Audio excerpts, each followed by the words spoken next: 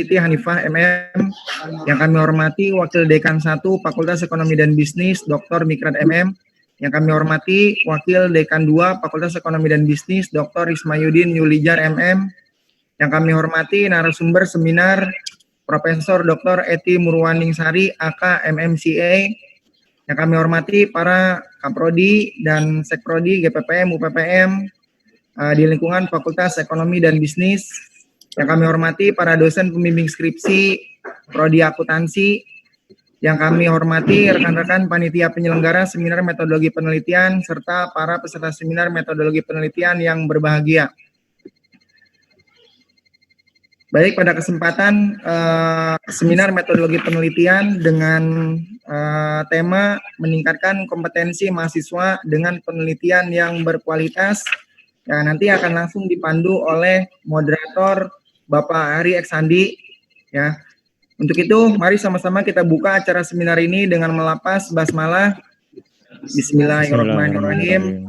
Ya, untuk acara selanjutnya saya serahkan langsung kepada moderator seminar Bapak Ari Eksandi SE MAKT kandidat doktor. Kepada beliau kami persilakan.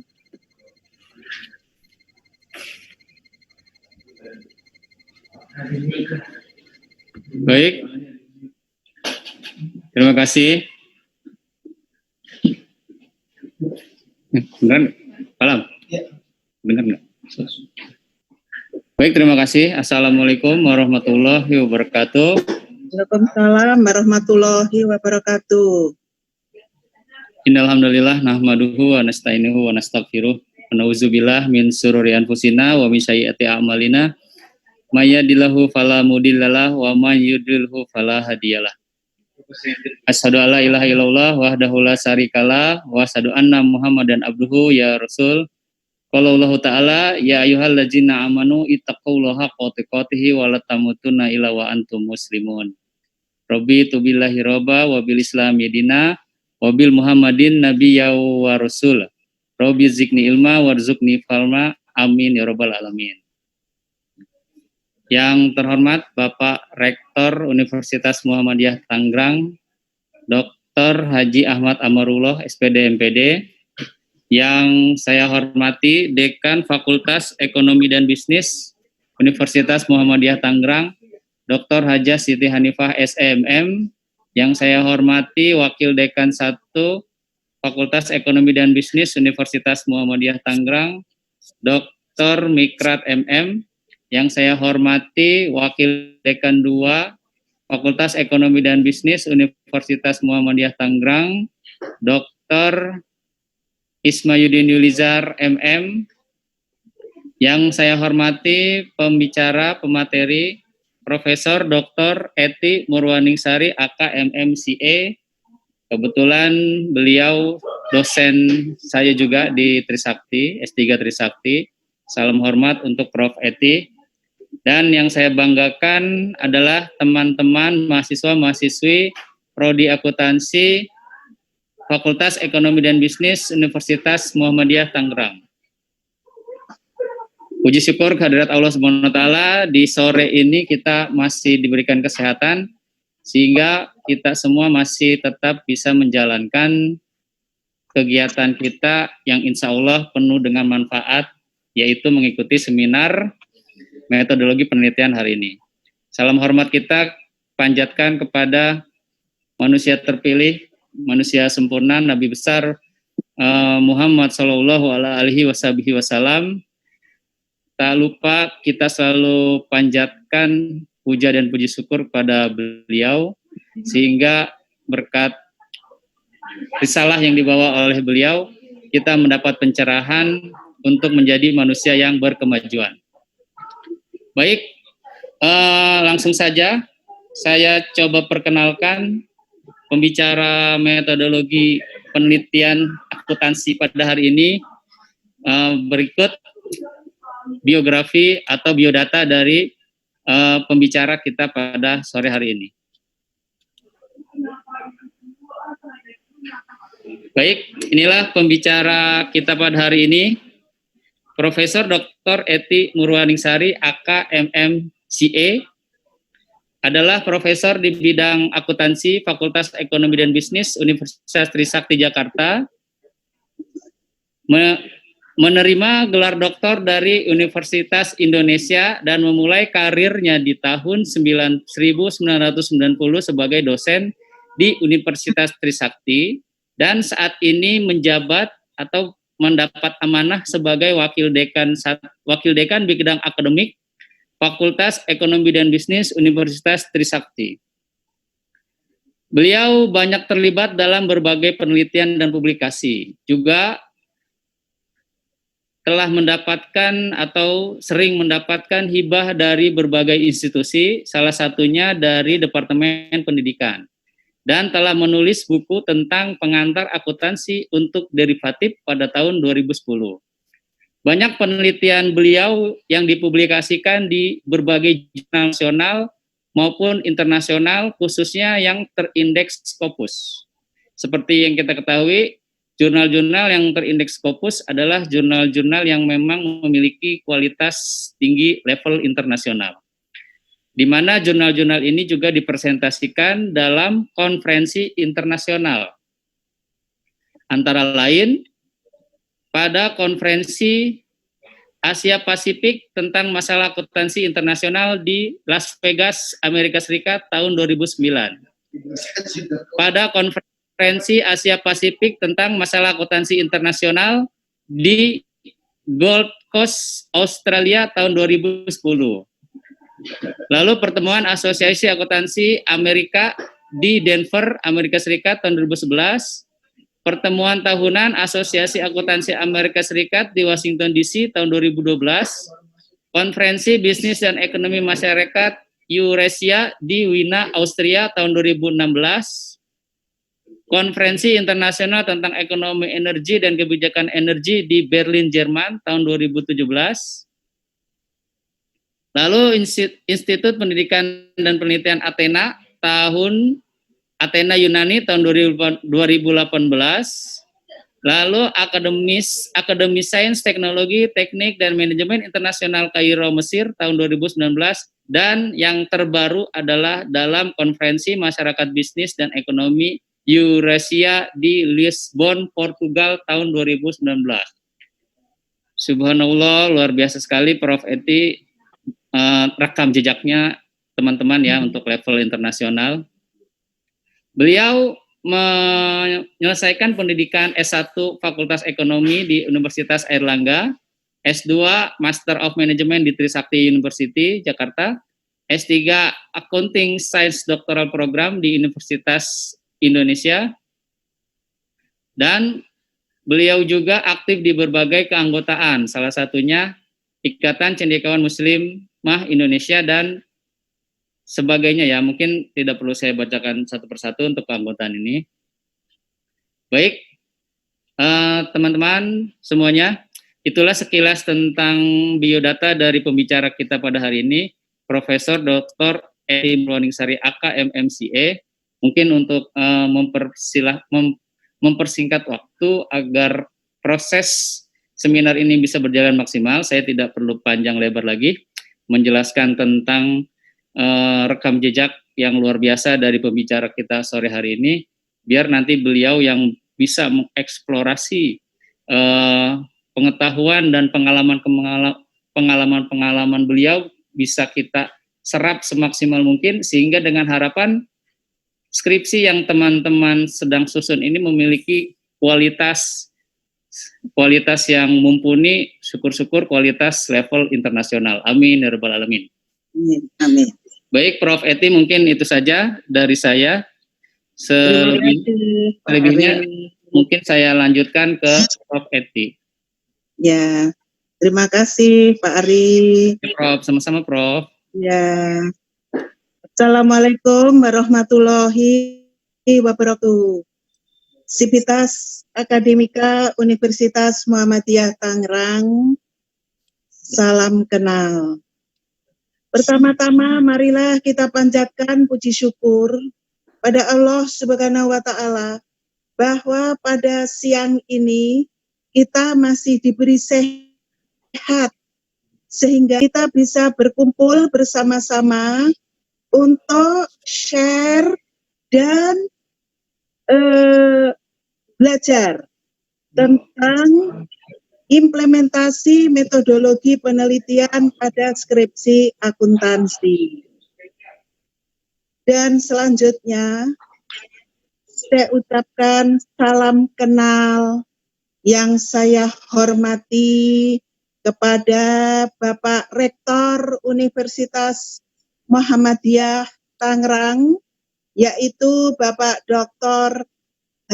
Ahmad Amarullah SPD MPD. Salam kenal Bapak. Kemudian juga untuk Ibu Dekan Dr. Hajah Siti Hanifah SEMM. Salam kenal Ibu. Kemudian juga Ibu Wadek 1 Dr. Mikrat MM. Salam kenal Bapak. Wadek 2 Dr. Esmayudin Yulisar MM. Salam kenal. Serta Kaprodi Akuntansi Bapak Ari Eksandi yang saat ini selaku moderator dan selaku mahasiswa saya di program Doktor S3 Akuntansi Fakultas Ekonomi dan Bisnis Universitas Trisakti. Ya, Prof. Ya, cepat lulus ya Pak. Amin, Prof. Terima kasih. Ini supaya dicontoh untuk mahasiswa. Pak Ari ini tekun.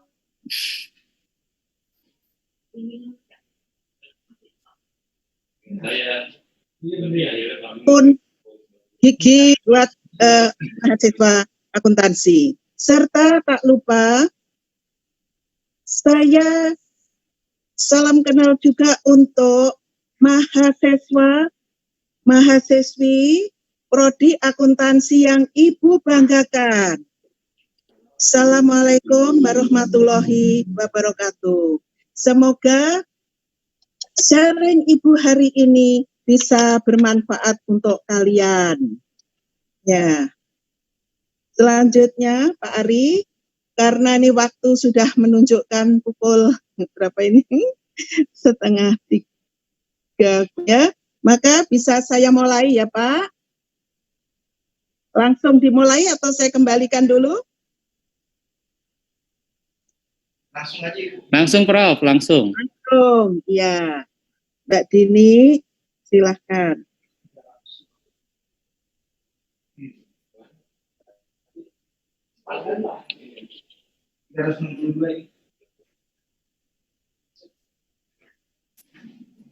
Dibesarkan nggak bisa, Mbak? Dibesarkan nggak bisa. Nah, ya. Topik kita hari ini adalah implementasi metodologi penelitian pada skripsi akuntansi. Di sini nanti saya akan memberikan sharing tentang apa itu penelitian, kemudian bagaimana analisisnya, hingga sampai ke bagaimana membuat Mendeley-nya, hingga sampai nanti implementasinya, implementasi ke skripsi dan implementasi ke publikasi. Nah, untuk pendahuluan, maka sekilas kita akan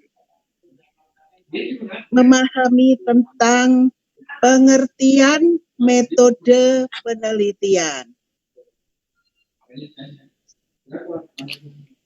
Ini, ya, metode penelitian itu adalah cara ilmiah untuk mendapatkan data dengan tujuan dan kegunaan tertentu.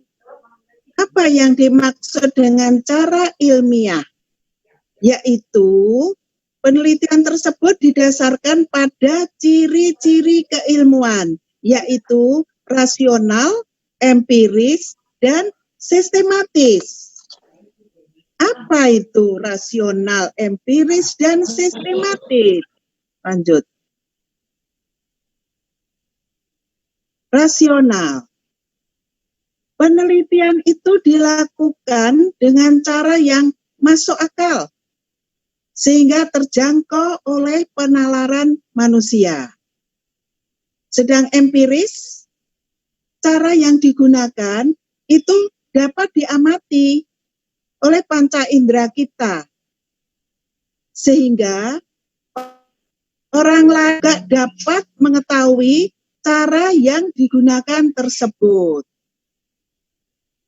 Sistematis, yaitu proses yang digunakan melalui langkah-langkah tertentu yang bersifat logis. Itulah cara ilmiah.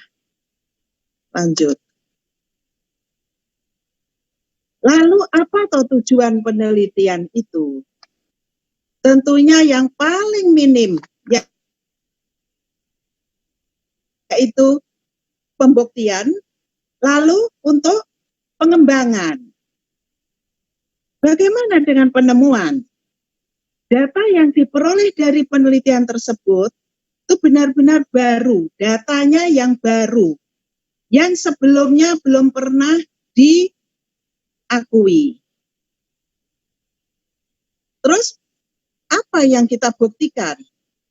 Data yang diperoleh digunakan untuk pembuktian, ya, atas adanya keraguan-raguan terhadap informasi atau pengetahuan tertentu.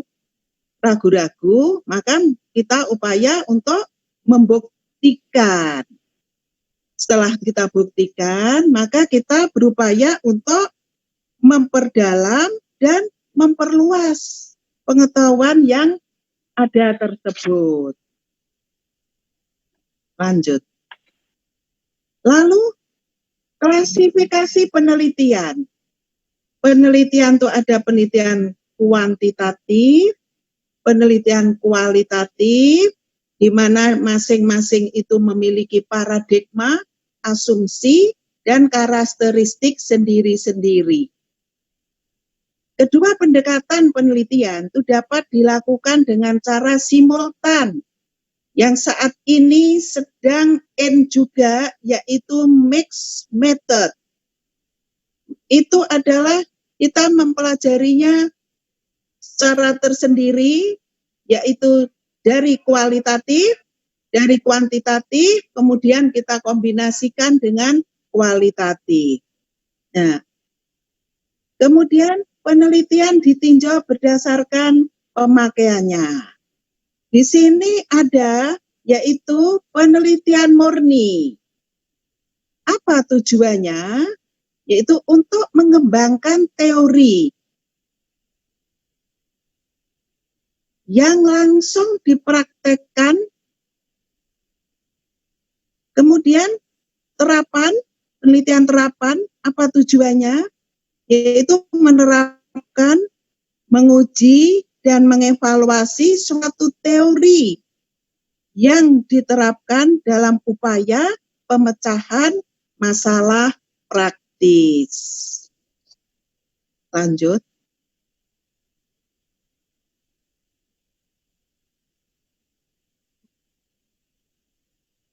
Penelitian berdasarkan tujuan umum. Ada penelitian eksploratif, ada penelitian development, ada penelitian verifikatif, ya. Nah, kalau eksploratif itu tujuannya mengeksplorasi fenomena yang menjadi sasaran penelitian. Kalau pengembangan dilakukan untuk mengembangkan suatu konsep atau prosedur tertentu. Verifikasi dilakukan dengan tujuan membuktikan kebenaran suatu teori pada waktu dan tempat tertentu. Penelitian berdasarkan tarafnya, ada yang deskriptif, yang sederhana. Di sini penelitian itu hanya mendeskripsikan variabel yang diteliti tanpa dilakukan analisis dalam keterkaitannya dengan variabel lain. Kemudian kalau analitik, di sini baru lebih dalam lagi, yaitu tidak hanya sekedar mendirikan variabel penelitian, tetapi dilakukan analisis dalam hubungannya antar variabel. Lanjut. Data. Ini yang tadi pertama, ya. Ini data ini sangat penting. Apa sih pengertiannya data? Data itu adalah kumpulan informasi yang diperoleh dari pengamatan, pengukuran suatu variabel yang berupa angka, kata, atau simbol. Apa fungsinya? Untuk membuat keputusan, perincian, evaluasi. Jenisnya apa saja? Data kuantitatif dan data kualitatif. Bagaimana cara pengumpulannya? Data primer dan data sekunder. Skalanya data nominal, ordinal, interval. Sumber datanya melalui wawancara, populasi, sampel, biasanya purposive sampling, atau observasi. Kita melakukan pengamatan di suatu tempat. Nah, di sini akan saya jelaskan satu persatu, yaitu dari jenis data tadi. Data kuantitatif. Data kualitatif. Data yang menunjukkan mutu atau kualitas sesuatu yang ada, baik keadaan, peristiwa yang dinyatakan dalam bentuk pengamatan atau kata-kata. Misalnya, wanita itu cantik. Nah, itu kualitatif. Disampaikan dalam kata-kata, santun, pandai. Nah, contoh data melalui kuesioner. Data tadi diperoleh melalui kuesioner. Lalu data kategori. Misalnya, penelitian tentang PHK. Ada 3 golongan, 3 kategori. 1, perlu pesangon 3 bulan bagi semua yang kena PHK. 2, perlu pesangon bagi yang sudah bekerja minimal 1 tahun. 3, tidak perlu diberi pesangon.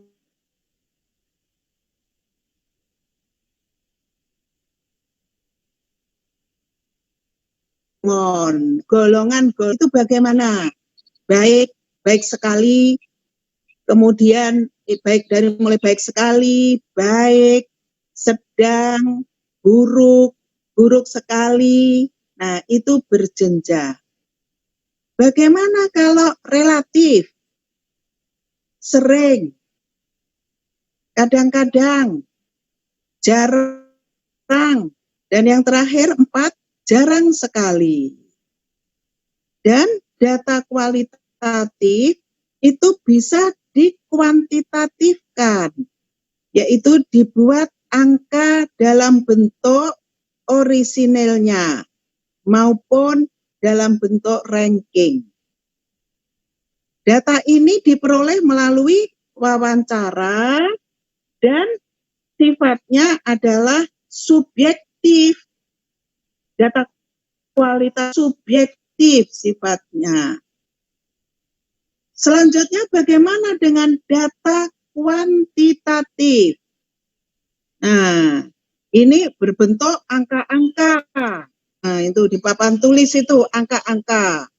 Misalnya di akuntansi, laba 3 miliar, earning per share 0,2. Manajemen laba, kita cari dari rumus. rumus manajemen laba. Nah, ketemulah angka. Itu data kuantitatif. Lalu, bagaimana cara pengumpulan data? Data primer dan data sekunder.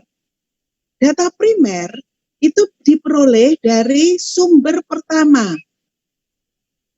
Sumber pertamanya, ya.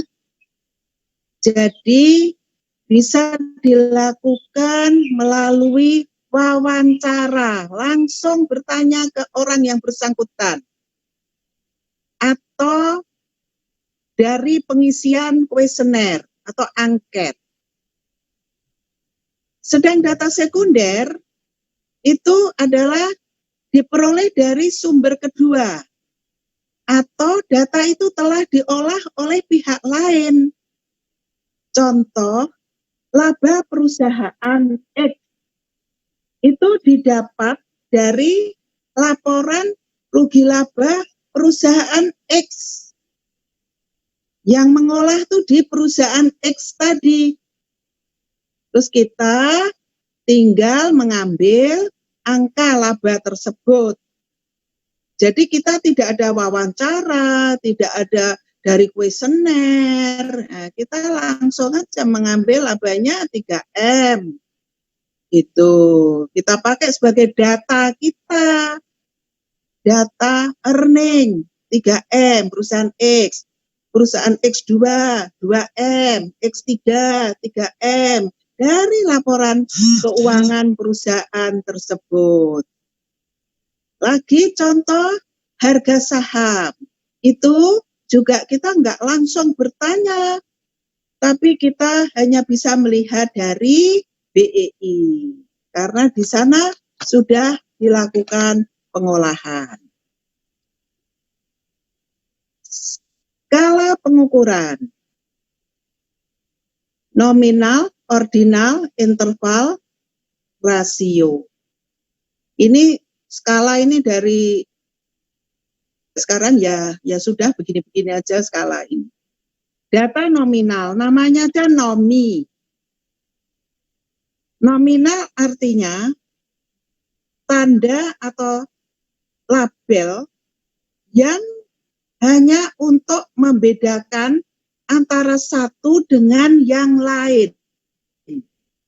Contoh, jenis kelamin, agama, jenis pekerjaan, dan sebagainya. Ini dipakai untuk menghitung, misalnya banyak pria, sudah hanya cukup begitu. Ya. Banyaknya yang hadir. Nah, data nominal ini biasanya tes statistiknya kita menggunakan non-parametrik seperti uji binomium, uji Cai kuadrat, 1 sampel, 2 sampel, dan sebagainya. Lalu data ordinal, order, punya urutan.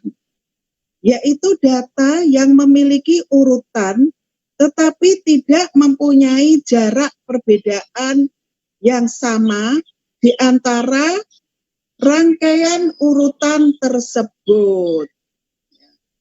Contoh, ranking prestasi belajar. Ranking 1 NIA 1000, ranking 2 980, ranking 3 970. Ya, jarak antar ranking ini berbeda. Analisis statistik non-parametrik seperti Kolmogorov-Smirnov, 1 sampel, uji Wilcoxon, dan lain-lain. Data interval, data yang mempunyai perbedaan yang sama di antara rangkaian urutan tersebut, tapi tidak memiliki titik nol, absolut atau mutlak.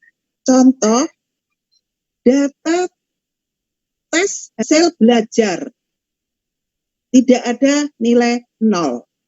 Angkanya 4, 5, 6, 7, 8, 9, dan seterusnya. jaraknya sama.